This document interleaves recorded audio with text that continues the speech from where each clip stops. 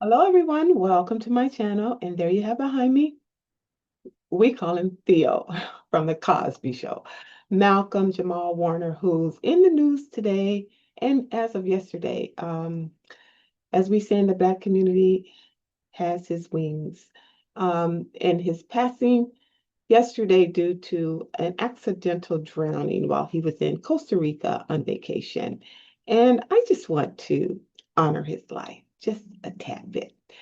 Um, I know for myself, I just want to say for myself, watching the Cosby Show, probably like many Black families, we were so proud that America finally put on a typical looking Black family, a realistic looking Black family, a family that was professional, funny, loving, have their life experiences, and actually did reflect and model back to what Black families really look like. Because as we know, even today, the image is often thwarted, thwarted to appear a bit comical or lesser than. And we are never a lesser than people. And I never liked that representation. But the Cosby Show sure did something with it. And I thought that the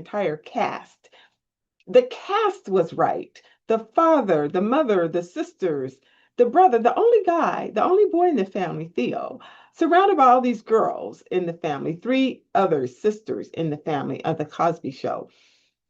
I thought each person did great justice to their role. They cast it perfectly.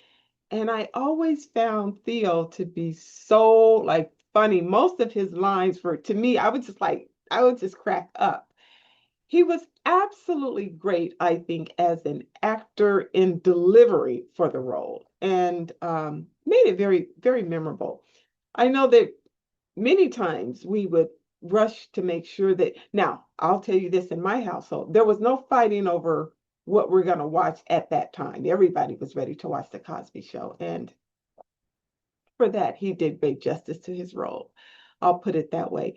Also, from my view, as to him as a musician and a poet, oh my goodness. Now, I never knew why, if they're a musician, well, I'll put it this way. Mostly, if they're a poet, they're also a musician. But if they're a musician, they may be a poet. That's how I've always seen it. It just seems to be that sense of talent or giftedness.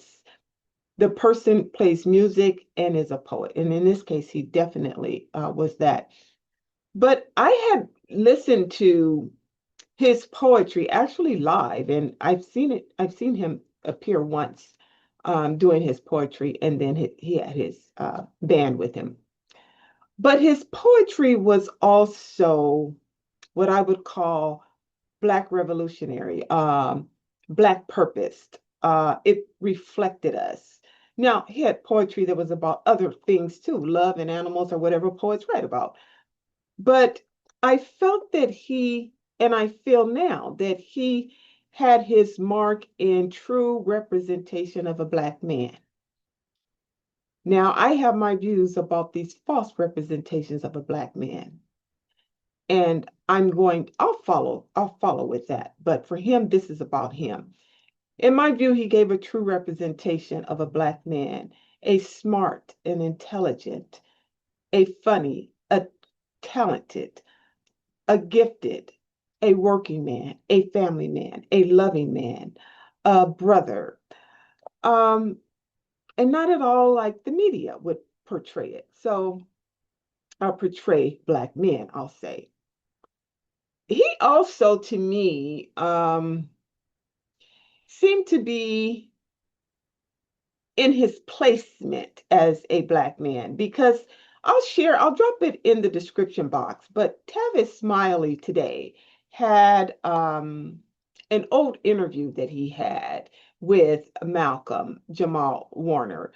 And in the interview, you really get the personhood of Malcolm by his upbringing. And he shared in this interview how his father helped him to understand and embrace. blackness. That when he would visit his father, at one point, I guess his parents divorced, and he had a two-parent household, but then I guess they divorced, and he would go visit his father. He said his father, he said he had a big, almost encyclopedia type almanac of Black history, Black inventions, Black power. And he said his father would have him pick a chapter and then write back, write back an essay to him as to what he learned about that particular profile. That I thought that was wonderful. I hope all Black families do that. But he said it was important to him, and that he didn't feel it was a chore or an assignment or that he was back at school. He felt that it was a learning of his ancestry, a learning of his heritage. And that is power because it showed up later in life in his manhood. And that is just priceless. I'd say it's just priceless. So here we have this interview with him and Tavis. He goes on to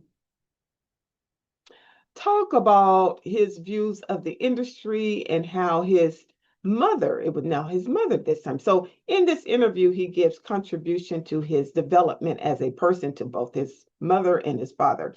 But when he talked about his mother, he said that his mother was always in his head about having a plan B and even a plan C. And that she would say, well, when this acting ends, then what? If happens if you don't have a gig? What are you going to wait for them to call you? So he had a mindset to venture into and beyond just his acting role as starting off as Theo. And so therein came his poetry, therein came his music, therein came some of his directing. He did direct quite a few film, and I'll drop his Wikipedia and his IMDb into the description box for your view. Lastly, he kept his private life private. A lot of people didn't even realize he was married with a child as of now, and he's been married some time. But he had long-lasting relationships that also speaks to a man who appreciates a woman. Because now these are my views. I feel that Black love can only be Black power. Now that's just an opinion. But as you see a relationship that is solidified, it's unbreakable. And even if they do break up, the love stays with them. You can't escape the love, is what I'm saying. That's when you know you have it. And he seemed to have had good relationships with his past uh, love encounters. Now, he did have quite a few that he had, met on the set. And as we know, I'm not one for on the job relationships, but it happens. So, and it happened to work out for them. Now, before I end here, now see, all those are just my views. I want to make sure I give justice to anything that perhaps I should mention about him that I haven't already. And I am going to just review just some fact sheet that I have just to make sure. Whenever I give an honor to someone, and I've done quite a few honors, I always want to be as accurate as possible as to their genre of work as I juxtapose my own view of them as to my impact on them, of their impact on me. So let's see. So he was raised in Los Angeles, as I mentioned, and then later his parents broke and he went to go visit with his father. I mentioned that. Also, I think I did pretty good as far as covering the important things. He has been nominated several times for Image Awards as well. So, and he did direct quite a few of the Cosby Show episodes. So that's definitely should be acknowledged. Let's just make sure I'm okay here. He was a bass guitarist. That's what he did. And he would often play the bass guitar as he recited his poetry. Now, isn't that lovely? Oh, that's so sweet. He would perform at many spoken words where he would have his poetry, his album of poetry, and he would present it with music as he played his guitar. That's really cool. Oh, let's just see here. I want to make sure. Many people are now making sure that they send their love offerings to him as to what a wonderful man and what a wonderful person he is. And I think few of us would disagree with that. So, having said all that, I won't prolong my view because I share with that sentiment, and may his life's work live on, and he rest in peace. What a wonderful soul. Look at that. Um, I'll drop the description box. I'll just drop the Wikipedia and his IMDb and his website in the description box. And rest in peace. Take care. Good night.